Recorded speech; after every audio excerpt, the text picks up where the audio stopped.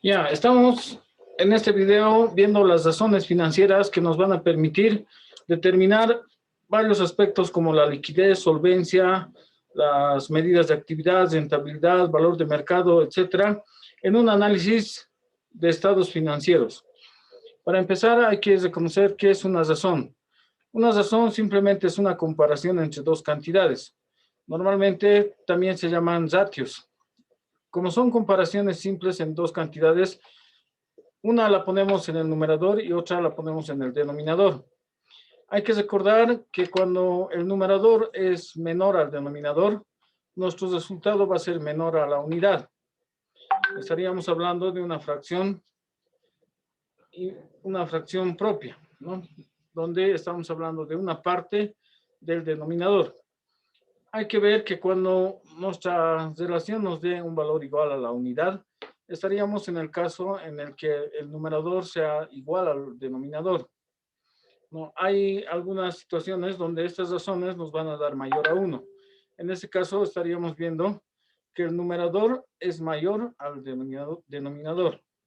Y si es mayor, podríamos ver en cuánto es mayor. Por ejemplo, podríamos hacer una comparación y el resultado nos dé 3 puntos tantos, ¿no?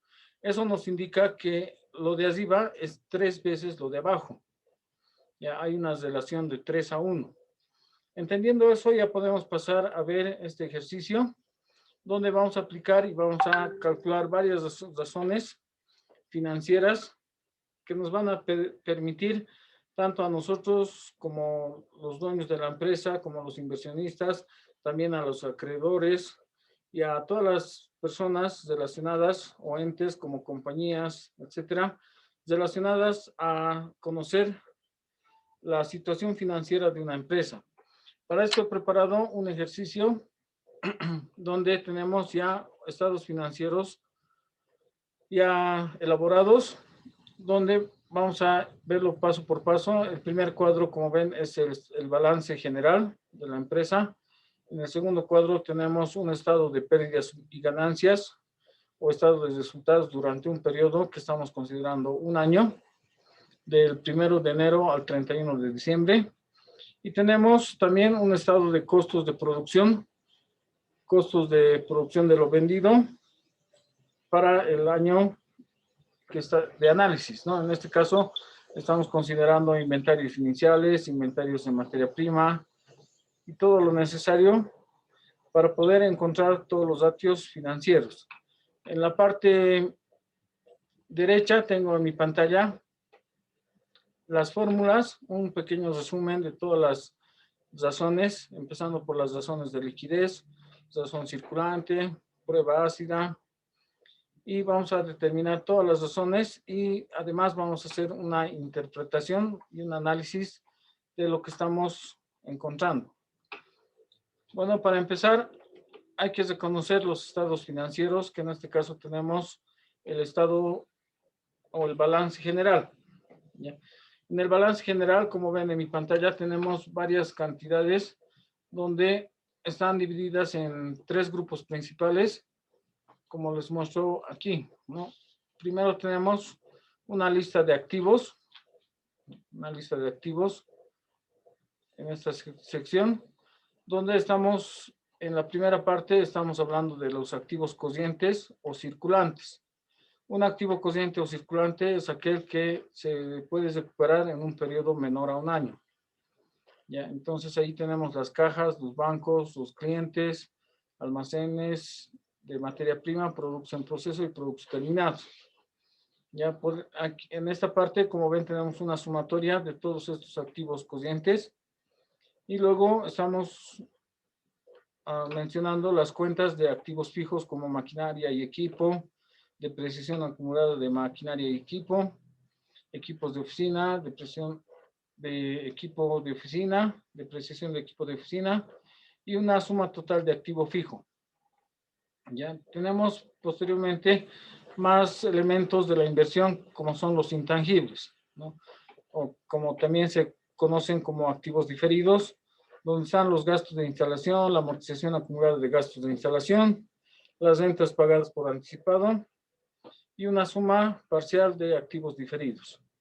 Ya, en la siguiente parte tenemos la sección de los pasivos, ¿no?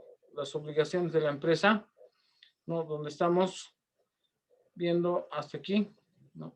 Que tenemos, igual, al igual que el pasivo, que el activo, tenemos pasivos a corto plazo, los cuales se deben cumplir en un periodo menor a un año, como son los pagos a los proveedores, acreedores, impuestos, etcétera. Y también pasivos a largo plazo que están contemplados en esta cuenta. Este es el total de la suma de pasivos. Entonces, para hacer el análisis, hay que recordar la ecuación general del balance, de un balance contable, que es el capital contable es igual a los activos menos los pasivos, ¿no? El capital contable, muchos autores lo llaman así, otros lo llaman patrimonio neto. En sí es lo mismo, ¿ya? Es lo mismo, no hay que confundirse en esta parte donde estamos hablando del capital contable. ¿Ya? Esta pequeña lista es una lista donde se representa todo el capital contable o patrimonio neto. Ya, entonces con estas aclaraciones ya podemos empezar a trabajar calculando las razones o ratios financieros. Pero antes hay que considerar algo, ¿no? Necesitamos una información más, como son de las ventas, que el 45% se realiza a crédito, a 45 días plazo. El saldo inicial del cliente fue de 260,000. Y de las compras también hay una política de compras donde la compra de materia prima se realiza al 60%, el 60% es a crédito a 30 días plazo. ¿Ya? El saldo inicial de proveedores fue de 42,000.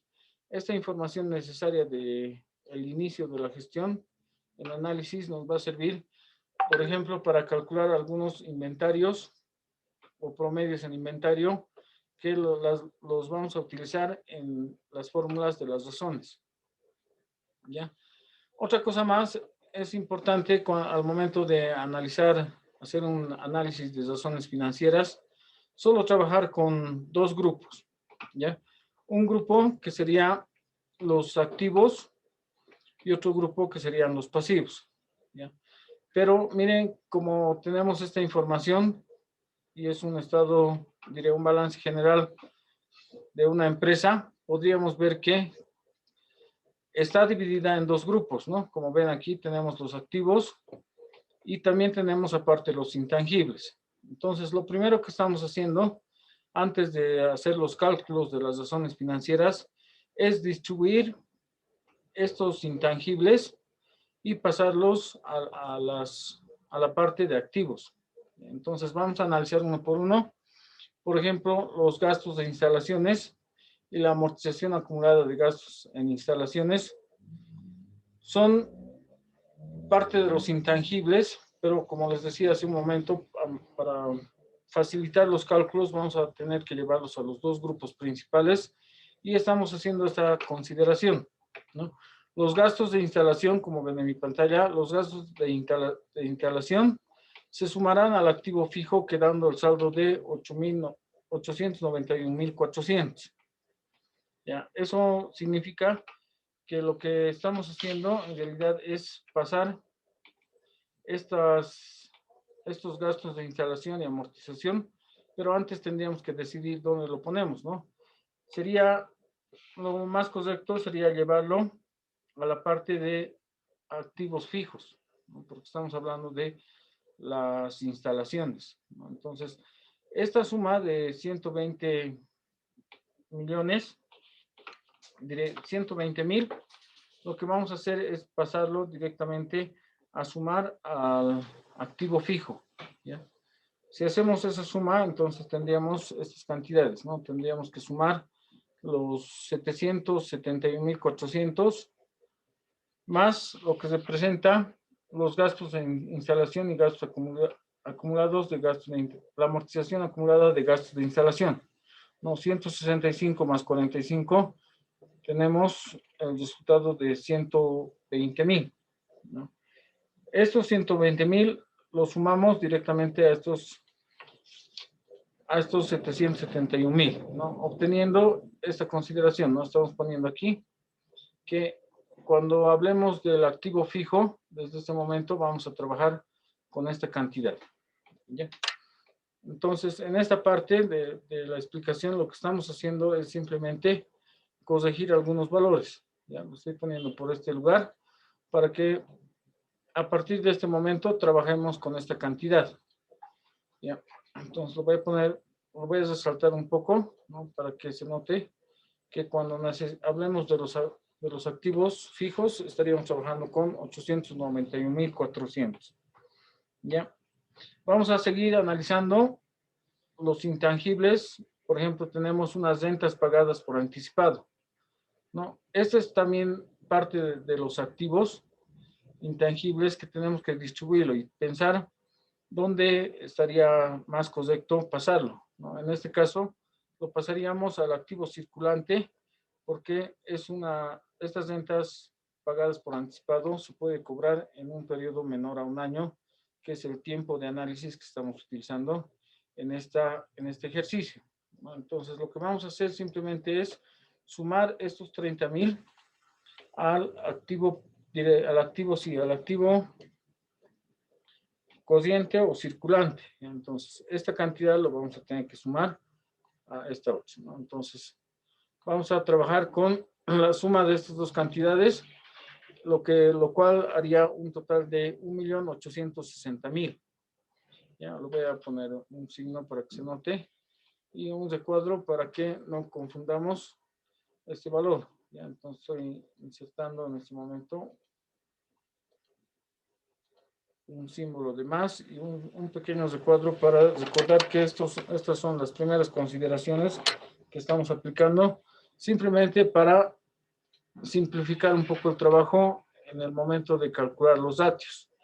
Entonces tenemos esta cantidad, ya sería 1,860,000. Ya, de esta manera estamos distribuyendo los intangibles a los activos circulantes y a los activos fijos, ¿no? Ahí ya está distribuido todo y ya podríamos empezar con la primera razón, que se refiere a la razón de liquidez. ¿Ya? Tenemos esta razón de liquidez donde vamos a también resaltarlo y vamos a calcularlo, ¿no? Entonces dice, es una simple división donde tenemos que dividir el activo circulante entre el pasivo circulante. Ya, el activo circulante tenemos una suma que nos ha dado aquí, 1,830,000 más 30,000. ¿No? Estaríamos hablando de 1,860,000. Ya lo voy a anotar aquí para que se note. Estamos hablando de 1,860,000, ¿no? Unidades monetarias. Y esto hay que dividirlo entre el pasivo circulante. El pasivo circulante, aquí está, ¿no? Es el pasivo a corto plazo. El pasivo a corto plazo es esta cantidad, como ven en mi pantalla. Y lo que vamos a hacer en este momento simplemente es una división de el activo corriente entre el pasivo corriente. Eso simplemente es, miren, y dividiendo nosotros vamos a hallar un resultado. Lo podemos hacer en calculadora o para no perder tiempo directamente anotar el resultado. ¿Ya? El resultado lo pueden comprobar con sus calculadoras y nos da un valor de 7.45 aproximadamente. ¿Ya? Nuestro resultado nos está dando 7.45. Ahora nos toca interpretar esto, ¿no? Este 7.45 significa que en un periodo menor a un año, nosotros tenemos 7 veces la cantidad necesaria para poder cubrir nuestro pasivo, nuestras obligaciones, ¿no? Entonces, este valor, analizando ya este ratio, tendríamos que es muy grande, ¿no? Lo cual indicaría que tenemos una utilización ineficiente del efectivo, ¿no? Entonces, en este momento estamos salvados con nuestras deudas a corto plazo porque 7 es mayor que 1. Pero al ver que el valor de 7.45 es muy elevado, estaríamos concluyendo de que en esta empresa existe una utilización ineficiente del efectivo. Como sabemos, el efectivo, el dinero, gana dinero a través del tiempo, ¿no? Entonces, aquí hay una utilización ineficiente. ¿no? El valor es demasiado grande, 7 veces más que nuestras obligaciones, ¿no? O sea, nosotros tenemos 7 veces más de lo que debemos a corto plazo, ¿ya? Esta es la razón circulante, la razón de liquidez, que nos dice que nuestras deudas no tendrían, o sea, podríamos pagarlas sin ningún problema en un periodo menor a un año, y además nos dice que nuestro activo circulante es 7 veces mayor al pasivo circulante. La siguiente razón es también de liquidez, que se llama la prueba ácida, ¿ya? Entonces vamos a ver en qué consiste la prueba ácida. Como ven en mi pantalla, estamos hablando ahora de esta razón, o ratio, y es una división similar a la anterior, pero en la que también dividimos sobre el pasivo circulante, o sea, sobre el pasivo a corto plazo, en periodos menores a un año, pero en el numerador ya no vamos a utilizar todo el activo circulante, ¿ya? Como ven, aquí tenemos una suma de activos, ¿no? Pero vamos a restar los inventarios, ¿ya? Esta prueba ácida se realiza en un escenario más pesimista, ¿ya? Pensando en que, por ejemplo, no estamos seguros de esta parte. Vean, nos indican restar los inventarios, y los inventarios los tenemos por aquí. Tenemos inventarios en materia prima, inventarios en producción en proceso e inventarios en productos terminados. ¿Qué significa esta sección de nuestro balance? Significa que al sumar todo esto, nosotros estamos considerando el costo de materia prima que tenemos almacenada en nuestra empresa, ¿ya? Pero eso es algo incierto, ¿no? Como estamos haciendo un análisis a futuro, puede ser que esta materia prima la utilicemos o no. Puede ser también que se pierda, que sufra daños, o que simplemente se vuelva algo obsoleto, ¿no? Que ya no la utilicemos. Los productos en proceso también, ¿no? Es algo que puede ser que lo terminemos o no. Puede también dañarse, perderse o volverse simplemente obsoleto. Ahora, los productos terminados, ¿no? Si contamos los productos terminados más en el momento de calcular una razón de liquidez, estaríamos suponiendo que vamos a poder vender estos productos que tenemos en la empresa, ¿no? Igual que en los anteriores casos, son inventarios que no tenemos la seguridad de que vamos a recibir un dinero por la venta de este inventario de productos terminados, o puede ser que se pierdan o pase algo y no lo podamos hacer. Entonces, la prueba ácida es algo más real ante un escenario pesimista, ¿no? Un escenario donde estamos asegurando solo lo que en realidad tenemos, que serían caja, bancos y clientes. Entonces, lo que teníamos que hacer simplemente es la resta, ¿no? Restar del activo total, restar los inventarios, ¿no? En ese caso tendríamos que utilizar esta misma cantidad. Lo voy a copiar directamente. Tendríamos que utilizar estas mismas cantidades, pero al numerador quitarle los inventarios, ¿no? Y como ven en mi pantalla, los inventarios son de 1.220.000, ¿no? Entonces, en ese caso vamos a tener que restar esta cantidad. Estoy incluyendo aquí la resta, ¿no? Menos 1.220.000. Ya tenemos eso. Estaríamos descontando. Ya estamos descontando esta cantidad. Ya estamos descontando esta cantidad. Y esta prueba nos va a devolver un resultado, un ratio diferente al anterior. ¿Ya? Entonces, lo que estamos haciendo es simplemente restar. Y si restamos y hacemos la división, vamos a obtener, lo pueden comprobar en calculadora, vamos a obtener la cantidad de 2.57. Ya estoy anotándolo directamente y vamos a pasar a analizar este resultado. 2,57. Ya, nuestro resultado da 2,57, lo cual indica que por cada peso que debemos, tenemos 2,57 pesos para reponer a un corto plazo. O sea, la deuda está directamente saldada, ¿no? Estamos libres de la deuda, y este valor de 2,54 nos indica que nuestros activos circulantes, sin contar los inventarios, son más del doble de nuestros pasivos circulantes, o sea, de lo que debemos a corto plazo. Ya, es un valor bueno y nos indica que podemos cubrir nuestra deuda, por eso se llaman razones de liquidez. Ya estamos viendo la liquidez de la empresa y estamos viendo que podríamos cubrir nuestra deuda, incluso haciendo la prueba ácida, ¿ya? Hay otra prueba más que no está aquí en la lista, que en algunas empresas todavía la utilizan, y ese es un escenario aún más pesimista, ya que aparte de descontar los inventarios, porque estas cantidades no son seguras de que nosotros las podamos convertir en un corto plazo en dinero, además de restar eso, se resta esta otra cantidad, ya lo voy a poner aquí, que son los clientes. Esta cuenta, por si acaso, de clientes, en algunos autores la llaman cuentas por cobrar.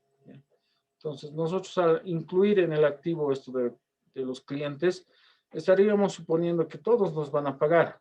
Entonces, la prueba superácida consiste en, aparte de restar los inventarios, restar también esto que tampoco es seguro al 100%.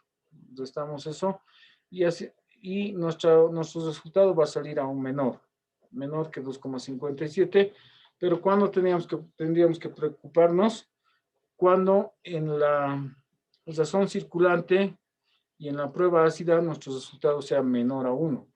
En ese caso nos estaría indicando este resultado de que no vamos a poder cubrir nuestras deudas a corto plazo. ¿Ya? Entonces tenemos más razones para calcular, como ven en mi pantalla, en los apuntes, en la descripción de este video también va a estar esta imagen con todo lo que estoy haciendo. Y como ven, vamos a seguir en el siguiente video calculando las razones de solvencia y también analizando e interpretando el resultado. Ya vamos a hacer el cálculo de la razón de deuda de capital, el multiplicador, las razones de actividad, de dotación de inventarios y todo eso. Entonces, continuamos en el siguiente video.